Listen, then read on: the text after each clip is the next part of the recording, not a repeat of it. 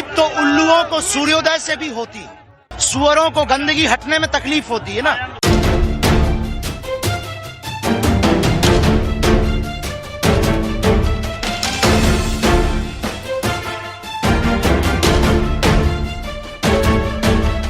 पूरे भारत को और दुनिया को हम सब हिंदू एक हैं, हम ये करके बतलाएंगे।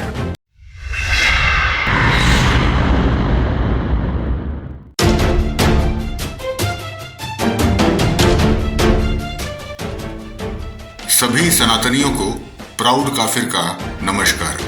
15 मिनट उन्हें दे दो, 5 मिनट हमें दे दो। हिंदुओं के अधिकार की बात करने वाले बागेश्वर धाम के पीठाधीश धीरेन्द्र शास्त्री जी सनातन हिंदू एकता के लिए पद यात्रा पे निकले हैं। इस यात्रा का उद्देश्य पंथ और जाति से ऊपर उठकर सभी सनातनियों को एक सूत्र में बांधना है।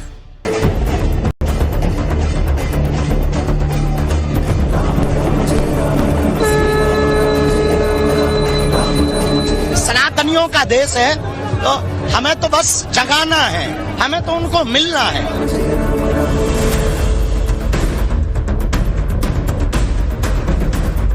बोलिए बागेश्वर धाम।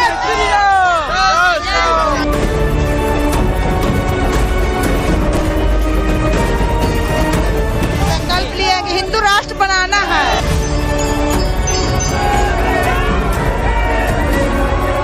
ये नफरत भरी यात्रा होगी और इससे पूरे देश का माहौल खराब करने वाला होगा। ना हमें नेतागिरी करनी है, ना हमें किसी को वोट दिलाना है।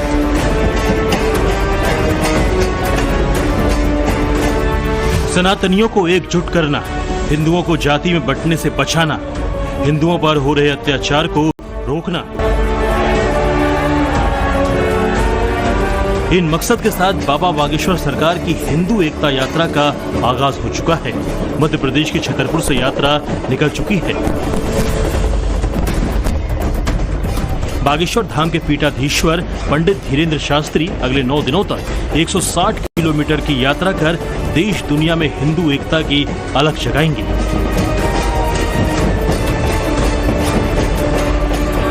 यात्रा की शुरुआत से पहले पंडित धीरेन्द्र शास्त्री ने बागेश्वर धाम के हनुमान मंदिर में विधिवत पूजा पाठ किया, बजरंग बली का आशीर्वाद लिया और निकल पड़े नंगे पांव सनातनियों को एकजुट करने।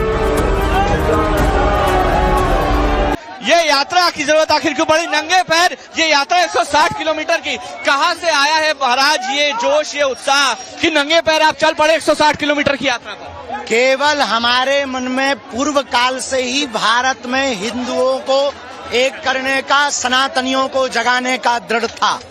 वही सपना है, वही उद्देश्य है, वही हमारा लक्ष्य है। हमें लगता हनुमान जी ने इसी के लिए हम पर कृपा की है।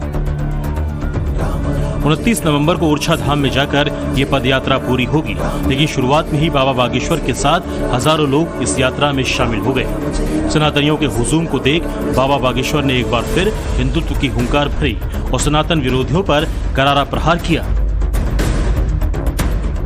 हिंदू एक हो रहा है, जात पात से ऊपर उठ रहा, स्वार्थ से ऊपर उठ रहा। ये ना राजनीति के लिए आए हैं, ना किसी के वोट बैंक को बढ़ाने के लिए आए हैं। ये सिर्फ अपनी एकता का परचम, अपनी संस्कृति को बचाने के लिए, अपनी बेटियों को लव जिहाद से बचाने के लिए, अपनी जमीनों को लैंड जिहाद से बचाने के लिए ये हिंदू एक होकर आए। अब जब जिहाद का जिक्र करते हैं तो बहुत सारे लोगों को तकलीफ होती है कि जिहाद का गलत मतलब समझा। तकलीफ तो उल्लुओं को सूर्योदय से भी होती, सुअरों को गंदगी हटने में तकलीफ होती है ना। अब उसमें हम क्या कर लें? पहले ही दिन बाबा की सनातन यात्रा में हिंदुओं का जोश सातवें आसमान पर है। हाथों में भगवा झंडा लेकर देश के कोने कोने से हजारों सनातनी अपनी सरकार के साथ पद यात्रा में शामिल हो रहे हैं। बाबा बागेश्वर को धन्यवाद कह रहे हैं। जहां भी बागेश्वर सरकार की पद यात्रा पहुंच रही है, वहां उनका जोरदार स्वागत हो रहा है। भक्तगण पंडित धीरेन्द्र शास्त्री के चरण छूने को बेताब दिख रहे हैं। आपका क्या नाम है? विनोद राठौर। कहाँ के रहने वाले हैं? मुंबई के रहने वाले हैं और बागेश्वर धाम के इस पद यात्रा में शामिल हो गए।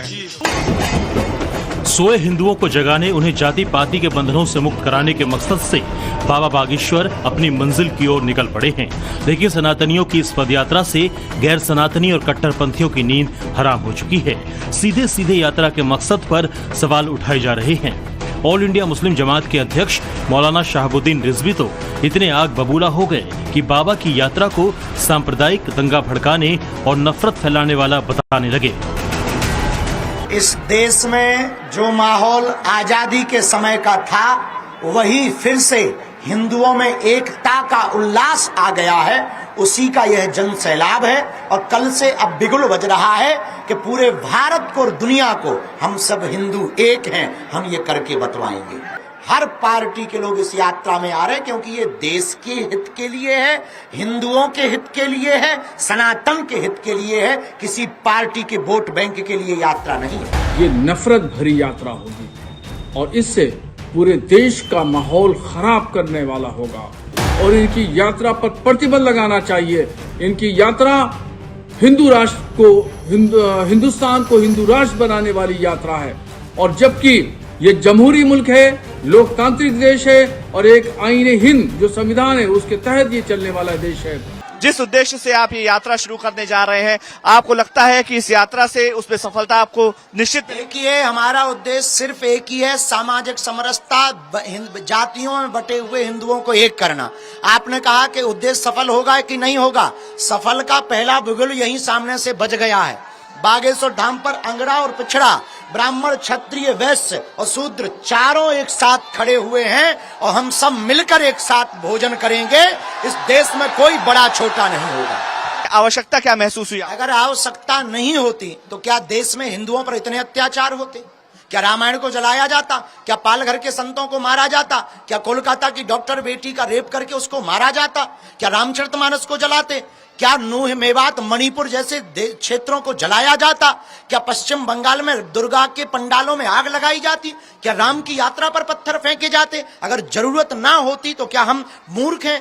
हमने ये जो जान हथेली पर रखी, इसका एक ही कारण है, कहीं ये हिंदू बट ना जाएं और कहीं हमारा भारत बांग्लादेश ना हो जाए। जब आप कहते हैं कि बच्चे उनके ज्यादा क्यों हैं, हमारे कम क्यों हैं? अरे वो तो सीधा सा लॉजिक है, इस देश में चच्चे के बच्चे 30 क्यों अच्छे, हमारे 2 ही बच्चे क्यों अच्छे? बस इतना ही है। खैर हमारे नहीं अभी भय हैं, वो जब होंगे तो बताएंगे आपको।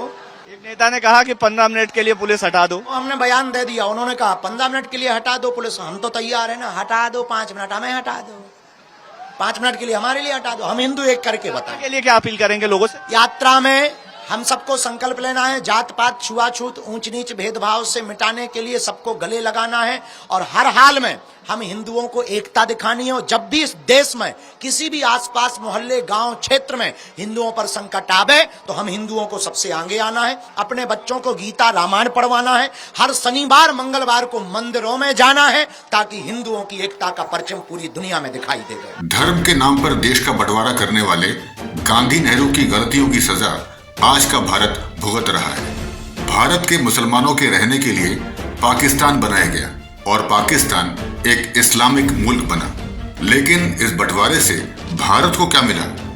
लाखों लोग मारे गए, जमीन गई, पैसा गया, सुख शांति सब चली गई, मगर मुसलमान यही रह गया। किस लिए? भारत को इस्लामिक मुल्क बनाने के लिए। भारत में सबका स्वागत है, मगर याद रहे ये देश सनातनियों का था, है और रहेगा। ये हिंदू राष्ट्र ही है।